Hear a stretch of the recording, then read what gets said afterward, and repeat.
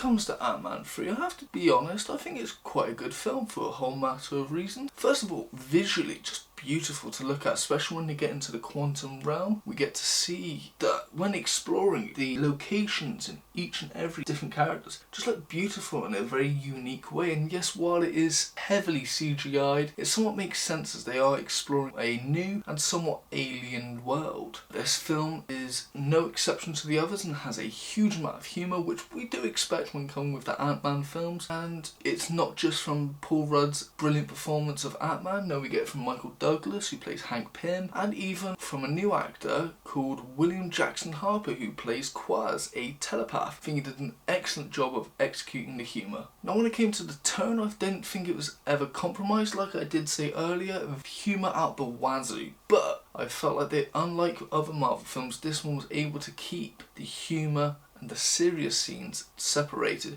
which I really do respect. As like I said, Marvel have been for years failing at this, so good job on them. Even though the relationship between Scott and Cassie is somewhat vastly different compared to the other two films, ever since the infamous Thanos incident, he's still very protective of his daughter and will put himself in harm's way just so she won't have to. It's nice to see that he still has this father-daughter relationship, a really nice one at that. I did enjoy that the plot itself is a very simplistic I want to go home type storyline, but very extravagant and completely different to how the other two films are, as they're exploring a whole new world. And I will say, on the one side, I really enjoy it as they're taking this character and putting him in a new world for him to explore, but at the same time I really enjoyed the first two films because of its simplicity and complete difference to the other Marvel films that are around. Through this film we see themes of PTSD and survivor's guilt being explored through the character Janet, who was stuck in the quantum realm for about 30 years and she really doesn't like to talk about the quantum realm. She tries to dodge any questions about it, and when it's revealed to her that both Hank and Cassie are doing research of sending signals down there to really explore, she gets really worried about this and shuts it off, but sadly they all get sucked into it. And we find out that the reason she has survivor's guilt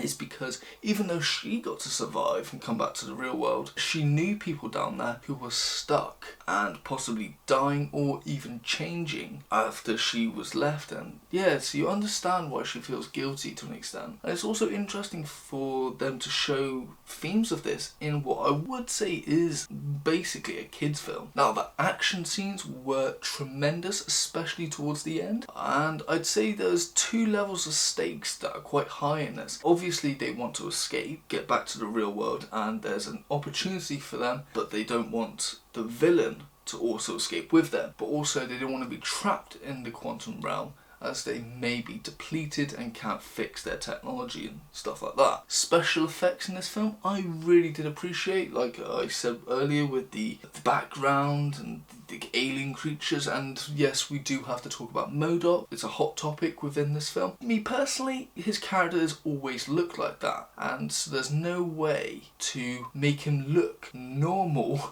He's always going to look like that. It's a stupid character. Like, design-wise, it's made for comics, but when you bring it into the film world, it will look ridiculous. There's no way about it. And I enjoyed it. It was a good performance. Yes, it looked goofy as fuck, but then again, you could say the same about King Shark, but I think the characters are executed well. But if I'm being truly honest with myself, I feel like his character wasn't used to such a great ability. I think towards the end it was nice, and that was the best of screen time, but I hope we get to see more of him. I know, obviously, there's the case of not, but maybe he comes back in a different way, hopefully. Now, when it comes to criticisms, I do have a few. So we do see Scott Lang somewhat dealing and enjoying the fruits of his labour of being famous and recognisable, and he does get questioned by it by his daughter and to a lesser extent Hank, who, whilst he is just off gallivanting, doing book press and like getting autographs, we see Hope, who's actually using the PIMS technology and forever helping the world and making technology better, and Cassie is a political activist, and she puts it to him that, why is it everyone else is doing something but you're not? We're doing something, all you're doing is just using it for fame. And yes, you're an Avenger, but what are you doing now? So when the Avengers call, that would be great, but what are you doing at this moment? I thought that made sense, and towards the end we just see him going back to a normal life, which to a lesser extent I do understand, as he's been through quite an ordeal, but I thought maybe he would somewhat think more about what she said and use it to do something with his life. But no, maybe in the next film we may see that, but I don't know, that bothered me a little bit. And then another critique is the ending. Now, we see Scott Lang, he's doing his normal routine until a thought dawns on him that maybe Kang was right, and that what they did to him may have actually caused something even worse than what he would have planned to do. And so you have these dark thoughts coming in this music, the tone really changes when you're just like, oh my god, maybe I was wrong, maybe, and then it just goes away. Drop mother thinking, gives a cake to his daughter and eats the cake and it's bad. And that's how it ends. I don't know, and I don't know why it bothered me. I understand, again, it's a kids film, and you know, Marvel are known to somewhat keep it happy, but I don't know, I felt like they should have kept with the darker tone, take a bit of a risk, especially with a character like Ant-Man. Another critique I do have is, it's a very small one, is I wish they had more of Scott's friends, that being Michael Pena, who played Luis. Yes, I really enjoyed his character from both the first two Ant-Man films. Maybe budgeting or COVID stop that, but we do get to see a cameo of Jimmy Woo, an FBI agent who was in the second Ant-Man film.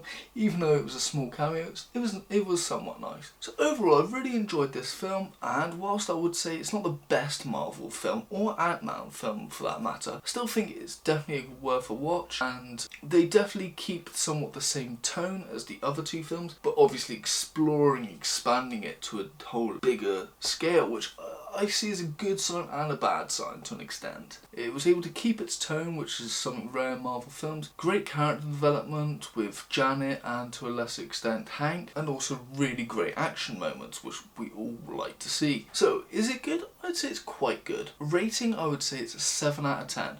When it comes to recommendations, Paul Rudd is a great actor. But sticking with the Marvel stuff, I think Ant-Man 1 and 2 are definitely the best. I think he did a great job at both of those films, and I think his performance in Captain America Civil War was amazing. Even though he wasn't the biggest part in that film, he was still great. Putting all the Marvel films aside, he has done great in the film 4-Year-Old Virgin. He was somewhat the side character, he did a great job at that. He was also the side character in Knocked Up, but I think he did even better than the two lead roles, in my personal opinion. And then who can forget about Anchorman? He did a great job in that as well. Moving on to Michael Douglas, who not only is a great director and filmmaker, he produced one of my favourite 70s films, The One Who Flew the Cuckoo's Nest. Great film, definitely worth producing, and appeared in the film Falling Down. He plays this guy who's just had enough. He decides to just enjoy his day, but things keep happening to him, and it gets a bit darker towards the end, but still a great worth watch. Next is Michelle Pfeiffer, who most know was the first woman to play Catwoman in the big screen, that being on Batman Returns. Catwoman may have been portrayed on Batman the movie, the Adam West version, let's put that to the side. But before she was playing Catwoman, she was Tony Montana's wife in the film Scarface.